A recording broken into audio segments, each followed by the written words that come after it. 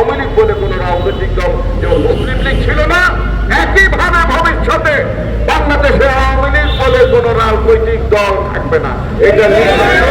এটা নিষিদ্ধ করা না করার চেয়েও বড় কথা হচ্ছে তাদের ভুলের রাজনীতির কারণে বাংলাদেশের মানুষ আর আওয়ামী লীগের রাজনীতিকে সমর্থন করবে না। আওয়ামী লীগের রাজনীতি বাংলাদেশে ফিরে আসার কোনো সুযোগ নাই। আওয়ামী লীগ ভুল রাজনীতি করেছে, আওয়ামী লীগ মানবতার বিরুদ্ধে অপরাধ করেছে, গণতন্ত্র হত্যা করেছে, লুটপাট করেছে, জনগণের বিপক্ষে অবস্থান নিয়েছে, বাংলাদেশ রাষ্ট্রের বিরুদ্ধে অবস্থান নিয়েছে আওয়ামী লীগ। সুতরাং আওয়ামী লীগ অনিবার্যভাবে বিলুপ্তির পথে চলে যাবে। ওইটা ইংরেজিতে যেটা বলছিলাম এক্সটিংশনের পর্যায়ে চলে যাবে। 2026 সালে যে নির্বাচন হবে সেখানে আওয়ামী লীগকে নিষিদ্ধ করা হয়েছে। আওয়ামী লীগ ছাড়া ইলেকশন করলে নাকি এই নির্বাচনটাকে অনেকে একতরফা হবে। আমি বললাম কেন? 1947 সালে এখানে অনেক তরুণ সাংবাদিক ভাই আছেন, তাদের উদ্দেশ্যে বলছি 1947 সালে পাকিস্তানের মুসলিম লীগ বলে একটা দল ছিল, সেই দলটি পাকিস্তান সৃষ্টি করার জন্য নেতৃত্ব দিয়েছিল। তাদের ভুল রাজনীতি করার কারণে 54 সালে সেই রাজনৈতিক দলটি যে এমন পরাজিত হওয়া শুরু হলো, ধীরে ধীরে সেই দলটি বিলুপ্ত হয়ে গেল।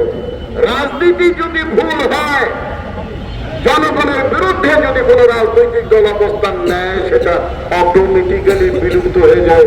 ইংরেজিতে যাকে বলে এক্সটিংশন। আমার দলও অনেক সময় বলে না, আপনারা অনেকে বলেন না। 2009 সালে নির্বাচনটা বিতর্কিত হয়েছে। 111-এর পরে যে নির্বাচনটা হয়েছে, এই 111 নির্বাচনটা ছিল মহা ডিজাইন করা একটা নির্বাচন। আওয়ামী লীগকে আবার ক্ষমতায় পুনর্বাসিত করার একটা ডিজাইন ছিল 2008-9 যে ইলেকশন, 111-এর পর ইলেকশন।